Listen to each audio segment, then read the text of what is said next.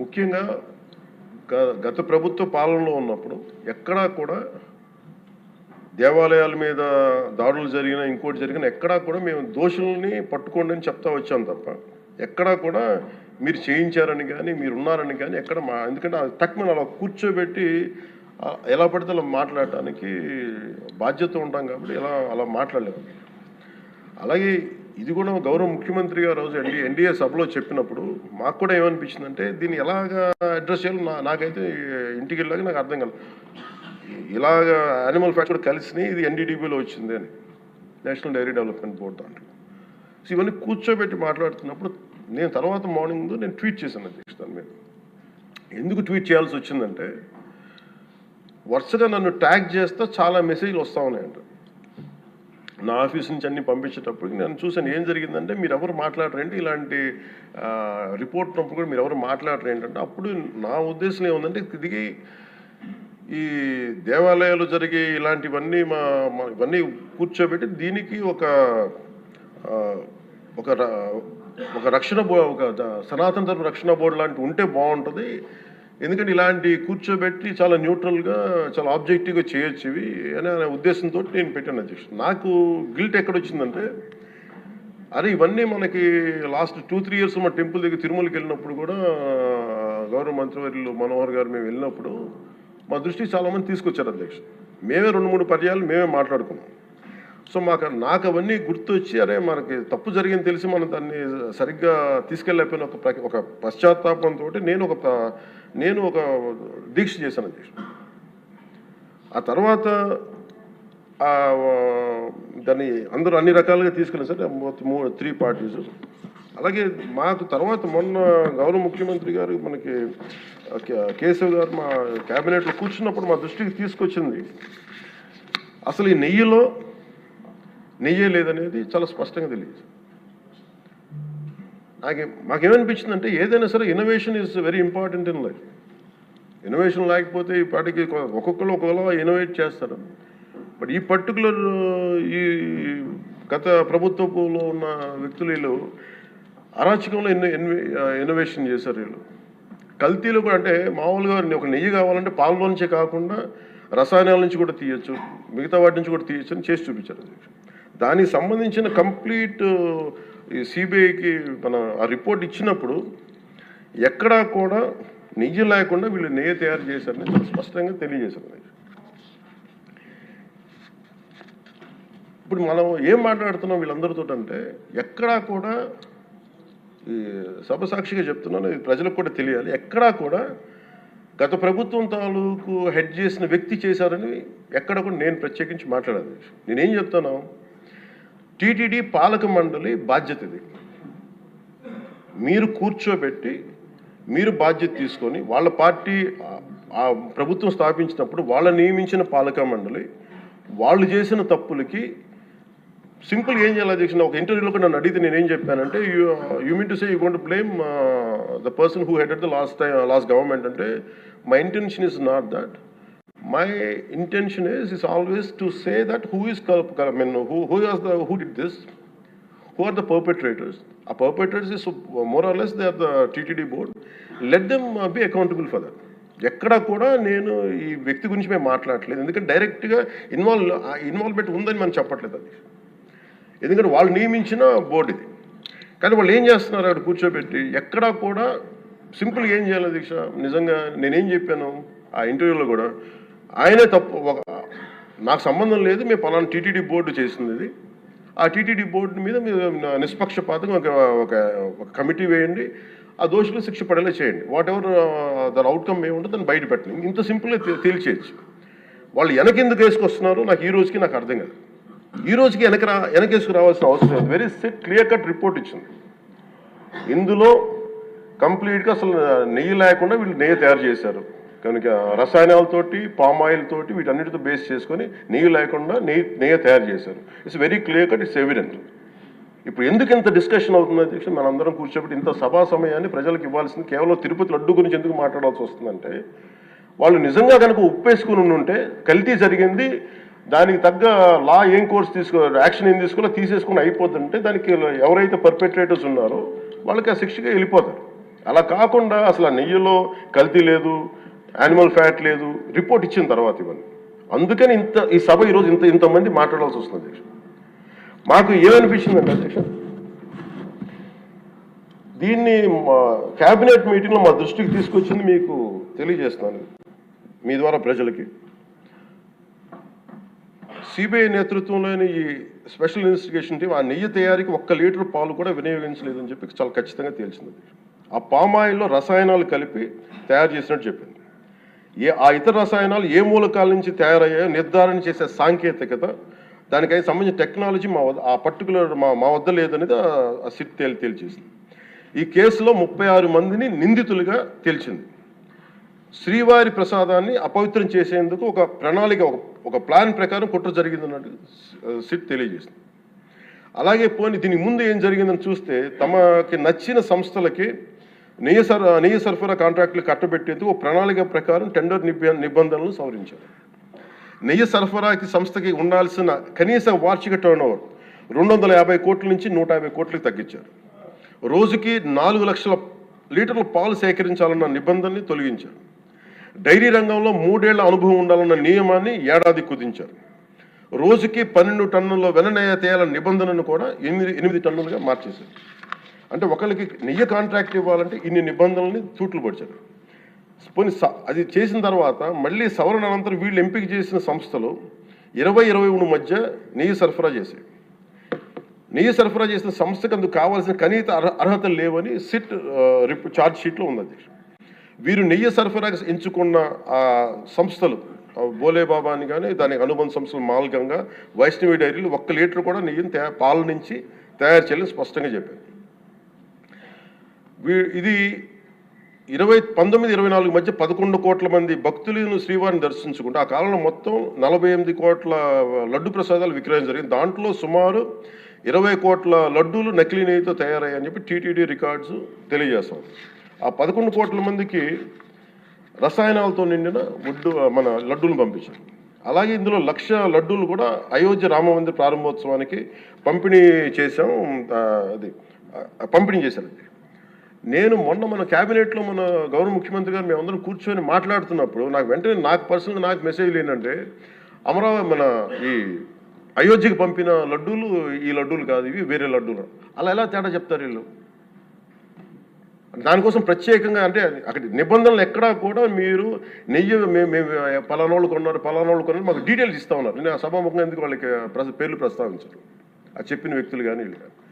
నేను అడిగింది ఏంటంటే, ఓకే మీకు దాని మీద ఆధారాలు ఏమున్నాయి, మీరు ఈ లాటే పంపించారు అయోధ్యకి అనేది మీకు ఏముంటాయి? ఎక్కడ ఏం లేదు, అన్ని గాల్లో మాట్లాడుతున్నారు వీళ్ళందరూ. ఇప్పుడు మేము అడుగుతుంది ఏంటంటే, దీనికి సంబంధించి కంప్లీట్ పాలక మండలి బోర్డు, టీటీడీ పాలక మండలి board, they have to take responsibility. వాళ్ళని గత ప్రభుత్వాన్ని నడిపిన ముఖ్యుడైన వ్యక్తి వాళ్ళని వెనకేసుకొస్తున్నారంటే అందులో కూడా మీకు కూడా బాధ్యత తీసుకోవాల్సి వస్తుంది. అందుకని సభాముఖంగా మేము అందరికీ ఏం చెప్తున్నామంటే, let the law take its own course. ఎవరైతే దోషులు ఉన్నారో వాళ్ళకి శిక్ష పడాల్సిందే. మా ఉద్దేశం ఒకటే అధ్యక్ష,